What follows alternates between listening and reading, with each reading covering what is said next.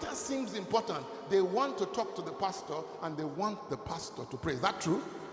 Good. Let's go to the next slide. Okay. I'm glad to talk about and pray for what matters to you most, with few exceptions. What is important for you to share with me becomes wildly important to me. Why? Because it is likely to be an opportunity for Christ to work in your life. Am I making sense? So he's explaining why. He says, but what do you suppose are the three most important things people pray about? And as a pastor, I can confirm this. The most times people call me to come and pray for them is when they have health needs. Their wives are in hospital or their kids are in hospital or something. Am I making sense?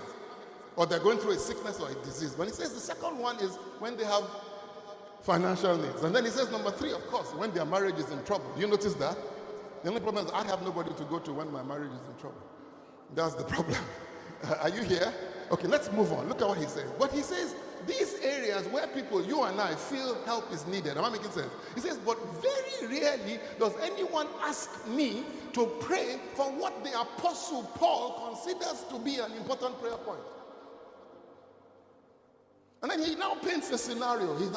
He prays strategically for areas, if they were not in place, will render everything you pray else irrelevant. Now, let's move on. Now, Paul is sitting in a Roman jail. He's probably chained to a Roman guard while he writes a letter to the Colossians. And if he thought about prayer like most of us, he would have asked the Colossians to pray that God will spring him from prison.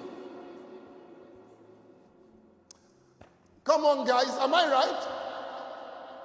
God, I'm in jail, get me out. He says that is not what Paul talks about. Look at what Paul talks about. He says, and he would be able to get some rest from this hard floor. Can I get some cold water, please? And then think about what's going on in Colossae. This is a friend of Paul, Epaphroditus, has reported to Paul that false teachers are threatening the health of the church. And they have such strange ideas. You know, people come to me ever so often, pastors in this city. They walk up to me and say, Pastor, this guy is teaching this doctrine. This one is doing this, one is doing that. Somebody came to me and said, there's one pastor before he went to India. He had nobody in his congregation. He said he went to India and he came back. His congregation has gone up to 1,000.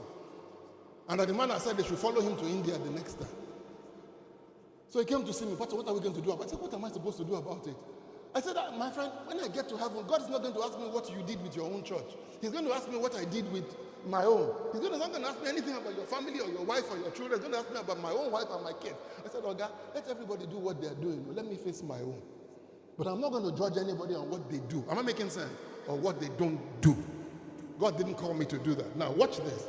He says these people were spreading bad news. Paul has been there with other churches and his relationship with them has become strained. Go on. Go on. In addition, we know that from our sources that the city commerce had declined, like Nigeria, because of major Roman trade route had been redirected from that city. And if Paul had prayed like we do, he would have prayed for what? More jobs. Are you people here? He would have prayed for more jobs in the city. He would have prayed for protection against armed robbers. He would have prayed for a better relationship with him. And those will be important prayers. Are they not important prayers? But why then, am I asking you now, did Paul ignore all of that and pray a different prayer point? That's why I say.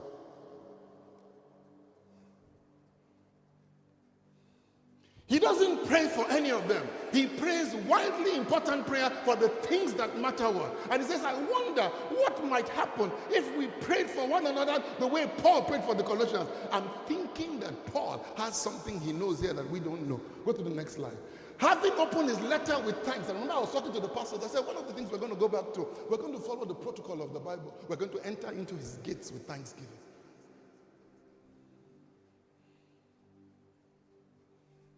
He turns to prayers for these believers about what should be their wildly important goals.